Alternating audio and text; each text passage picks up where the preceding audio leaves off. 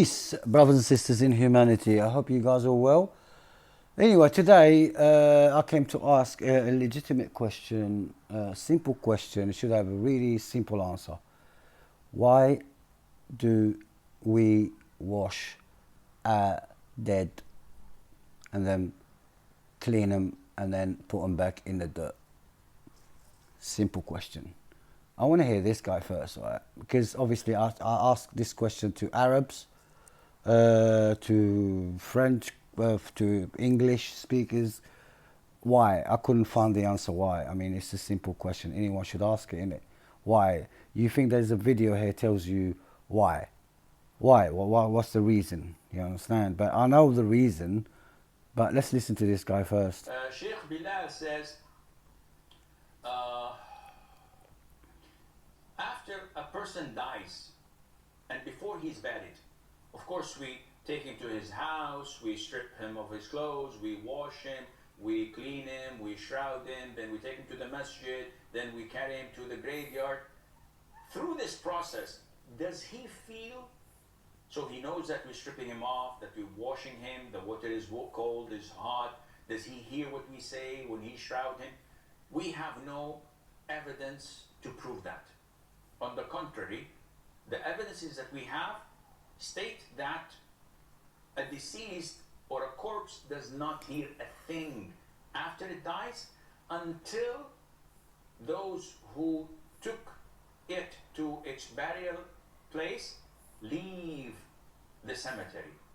So the moment they put him in his grave and they put the soil on top of his grave, he hears the flip-flop of those mourners who came and buried him.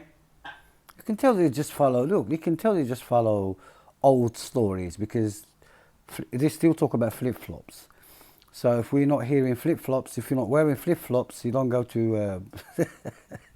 So hey, you could tell this is old, like ancient stories, isn't it? When they all you had flip-flops. Anyway, the guy said he's got evidence that people come back to life. He really said it. Did you heard it, innit?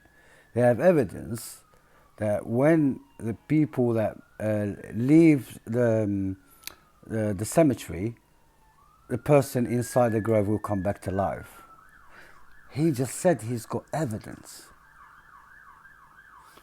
We think evidence is something we can see, we can feel, we can test, retest, that proves the point. But I don't think we buried someone and we went back a month later and we dug him out and he was alive and he has to tell us a story.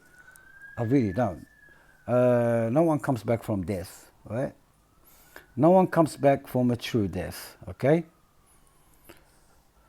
So we don't know nothing about the other side. We don't know nothing about the unseen. We really don't. In the Quran, simply the Creator told the Prophet Muhammad to say few things. One of them, he doesn't know what happens to him or to us. The second one, I'm only human like you. The third one, I do not know the unseen. I'm only human like you. He does not know the unseen. Simply, right? In the Quran, there is no evidence what happens to us after we die, like if we're going to be in the grave. Right? There's nothing. The Quran doesn't talk about us in the grave. It does not talk about that. There's no punishment in the grave. The Quran does not have that. Does not have punishment in the grave. But this law, they're telling us they have evidence. And their evidence you think is scientific or something. No, it's not. It's in the Bukhari. So, this law, all right, I mean, I used to be a Sunni, so I used to believe in that crap before I read the Quran and I found out that whatever you taught us is not in the Quran. And that's what woke me up, you know. What the hell are you teaching us? Where did you get it from? So, the Quran, did the Quran told us to wash the dead? No, the Quran did not tell us to wash the dead. Right? This law are telling us to wash the dead. So we clean them and then put them back in the dirt, which we don't do it with our kids. We don't wash and clean our kids and then send them back to play in the mud. We just don't do that. Play with dirt. We just don't do that, you know what I mean? It's not logical. But the only reason these people believe we should wash our dead, right? Because these two angels going to come in the grave, wake you up, and then ask you questions, and then if you don't know the answer, you'll be tormented in the grave until Judgment Day. That's what they believe in, with no evidence from the Quran. Now we're going to tell them that, innit? With no evidence in the Quran. So the body is going to be eaten by worms, by bacteria, by all creatures. You're going to be like, obviously, that body does not exist anymore, right? It's going to rot. After it's rot, all the animals going to eat it, and it becomes just bones. This law are telling us, no, we're going to stay alive in our grave, right, in our bodies until Judgment Day. We can just go to any grave, dig a body out, and find out if that guy's still there. And no, we're going to find bones, right? So how does a soul feel anything? Do we have evidence that a soul feels fire or feels anything? We do not have that. We do not have that evidence. We know that we have to be in a body to feel things. But outside the body, what evidence have we got that a soul can feel any torment? We don't, do we? We don't. I'm talking about physical pain. Physical pain. How can we feel physical pain with no body if we're not physical? Okay, it's just it's amazing, isn't it? It's just amazing. And when I say stupid questions and stupid ideology with no evidence, with nothing to stand on, but just because a person with a beard said it, so I'll have to believe it. Or just because Al-Bukhari, your Quran, the Sunni Quran is not the Quran, it's the Bukhari and Muslim. All right, simple. Let's go to the Quran. Let's go to the Quran. All right, Surah 5, Ayah 31, Al-Ma'idah, the table. Clearly, there's a story here with Bani Adam, all right, two brothers, Bani Adam, which is second generation Adam. Two brothers, one of them killed the other one, right? And after he killed him, he didn't know what to do with his body. So this verse is talking about exactly that. But this verse is amazing. It is really, really amazing because it gives you, it's like there's questions and then you find answers in the question. Just listen to this, yeah? فَبَعَثَ اللَّهُ غُرَابًا يَبْحَثُ فِي الْأَرْضِ لِيُرِيَهُ كيف يواري سوءة أخيه قال يا ويلتنا أعجزت أن أكون مثل هذا الغراب فأواري سوءة أخي. Allah then sent a raven to scratch the soil to teach him how to bury his brother's corpse. He said, woe to me, I failed to be like this raven and bury my brother's corpse. He became ridden with remorse. Okay. This is Allah here is showing a human being, right? This animal, I won't call it a raven because it can't be a raven, because this ghuraban, this word, only came in the Quran once. The whole Quran, only one, okay? It was mentioned once, this time. I don't know why they said straight away is a raven. I really don't. But let's talk facts, okay? First of all, the words start with فَبَعَثَ, not أَرْسَلَ, okay? Because for Allah to send something or someone, it has to be a messenger. So this animal here, it wasn't a messenger, okay? It was not a messenger. Otherwise, Allah will say أَرْسَلَ, not بَعَثَ, okay? Ba'atha, it means it's already been here. This animal, with his behavior, existed already, okay? So in this verse, this, whatever, you can say raven if you want, it's up to you, but I'll explain to you why. If this raven showed him how to bury his brother's corpse, I don't think this raven showed him how to wash it, because there's no washing here, right? He killed him and then he buried him straight away, right? So there's no washing here. So Allah is telling us to wash our dead, to bury our dead without washing them. Clearly here, isn't it? Don't need to wash him, just bury him. You know what I mean? And that, why do I say it's not a raven? Because ravens or crows, whatever you want to call them, right? Do not behave like this. They haven't got this behavior. You understand? They do not have this behavior. Animals do not bury their dead. They don't bury their dead. So, and the raven does not bury anything. Right. It might scratch the earth like a lot of birds do it, but it does not bury shit. You know what I'm saying? So, to show him properly how to bury his brother's corpse, it had to be an animal that buries his stuff. And these animals exist to this day. These animals behave like this. They can be either birds or not birds. Some of them bury their eggs. Some animals bury their eggs. Some birds bury their eggs. And some animal bury their food to save it for the future. So, for this animal to show this person to bury, he had to dig up the earth, put something there, and then he had to cover it. That's burial. Scratching the earth by itself does not show a person how to bury a body.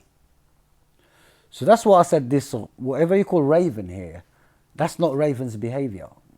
So this ghuraban here is just probably just an attribute to all animals who do that.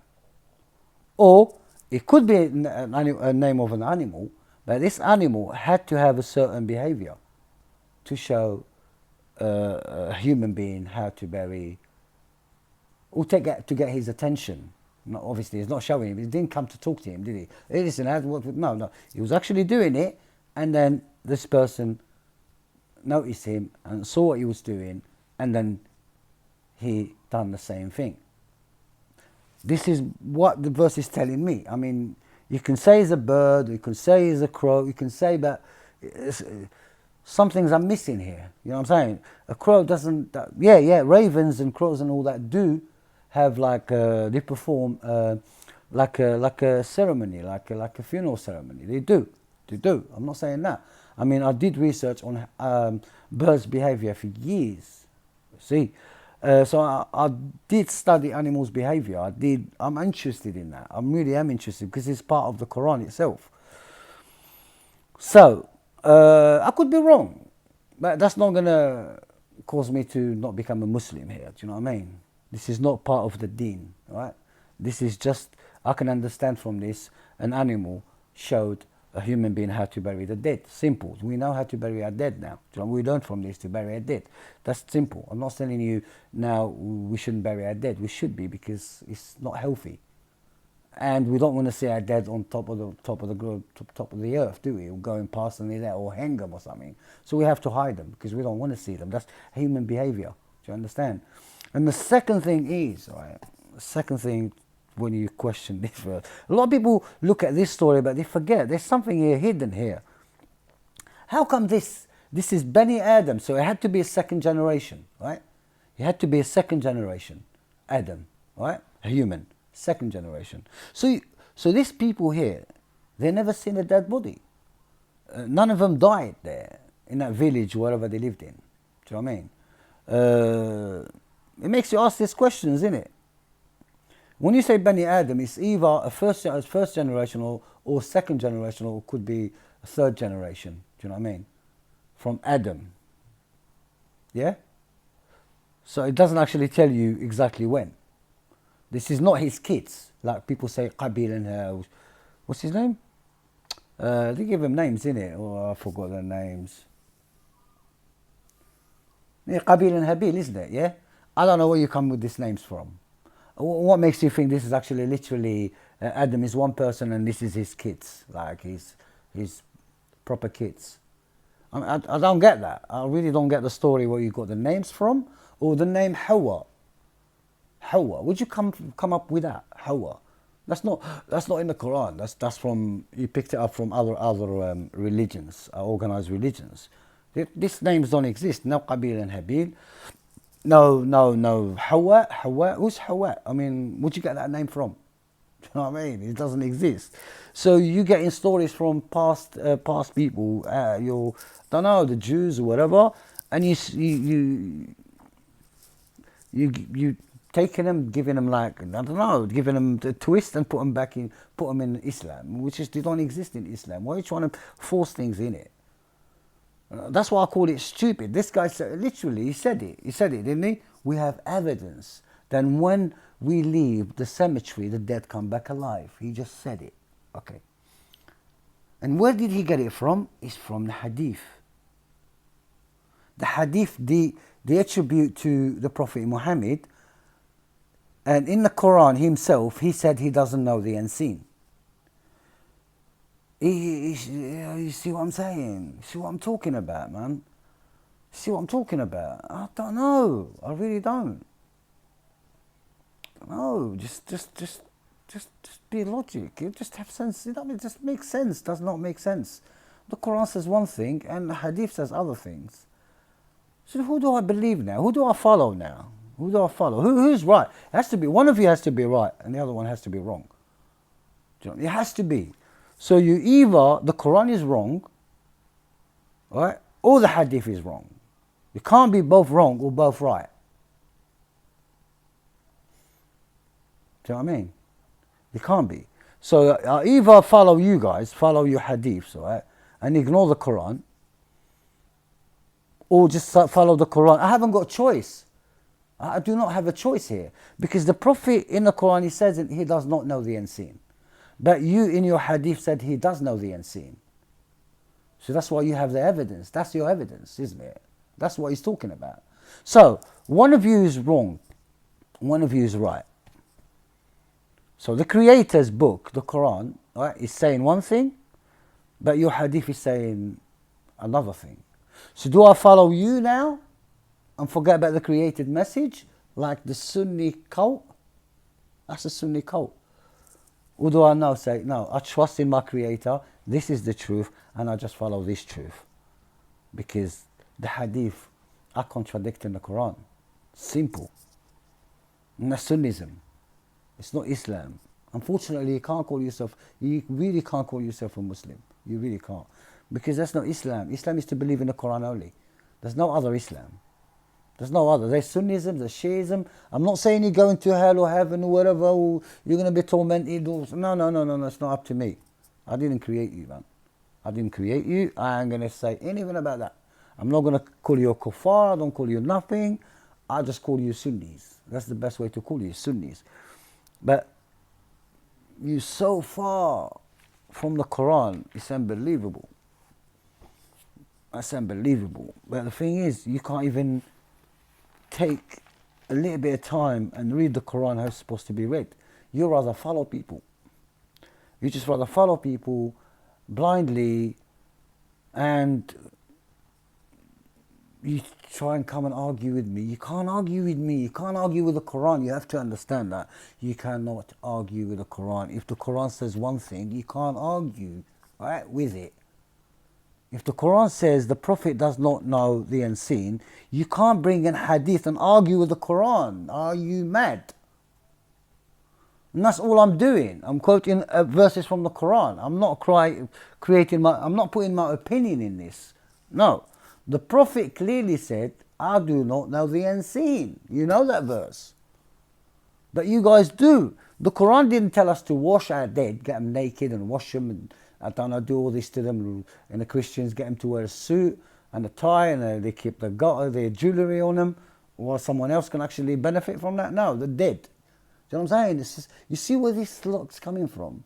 I don't know what the Jews do exactly, but it must be the same. Must be something illogical about it. Must be. Has to be. Because All organized religions are the same. It's just business, and just to brainwash people and get them to follow. That's what it is. To get them to follow, get the message to follow. That's it. That's what organized religion is. Instead of you following your Creator's book, no, you follow people. You worship people. You idolize people. You give them status, and then you give them more respect for some reason because you think the Creator sent them or something. This guy is saying he's got evidence that people come back to life. It's not me, it's him. From the Sunnah. The reason I ask questions and ask questions. This is questions I asked a long time ago, not today. A long time ago I asked these questions. I'm asking them for you to wake up, to start asking questions. That's all.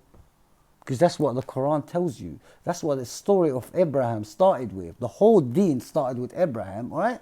And he started with questioning things. What did you learn from that story? What did you learn from the story of Abraham, if it's not asking questions, finding out the truth, purifying your mind and yourself? That's the story of Abraham. God didn't put it in the Quran for no reason, for you to learn from. And I learned from it, alhamdulillah. It's up to you though. Peace out.